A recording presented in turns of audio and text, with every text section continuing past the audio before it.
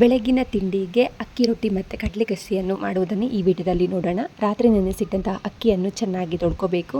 ಅರ್ಧ ಕಪ್ಪಿನಷ್ಟು ತೆಂಗಿನ ತುರಿ, 1 ಕಪ್ಪಿನಂತೆ ರಾತ್ರಿ ಮಿಕ್ಕಿದಂತಹ ಅನ್ನವನ್ನು ಹಾಕಿ ಈ ಥರ ಚೆನ್ನಾಗಿ ರುಬ್ಬಿಕೊಳ್ಬೇಕು. ರುಚಿಗೆ ತಕ್ಕಷ್ಟು ಉಪ್ಪು, 1 ಚಿಟಿಕೆಯಷ್ಟು ಜೀರಿಗೆಯನ್ನು ಹಾಕಿಕೊಳ್ಬೇಕು.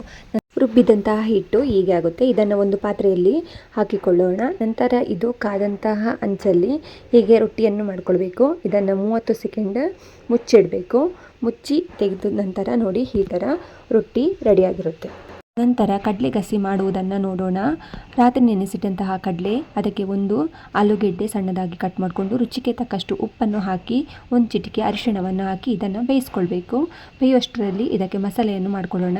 5 ರಿಂದ 6 ಹುರಿದಂತಹ ಮೆಣಸು, ಓಂಕಾಳು 1 ಚಿಟಿಕೆ, ಕಾಳುಮೆಣಸು 1 ಚಿಟಿಕೆ, ಕೊತ್ತಂಬರಿ, ಜೀರಿಗೆ, ಸಾಸಿವೆ 1 ಚಿಟಿಕೆಯಷ್ಟು ಹಾಕಿ ಇದನ್ನು 1 ಮುಷ್ಟಿಯಷ್ಟು ಕಾಯಿಯನ್ನು ಹಾಕಿ ಚೆನ್ನಾಗಿ ರುಬ್ಬಿಕೊಳ್ಬೇಕು.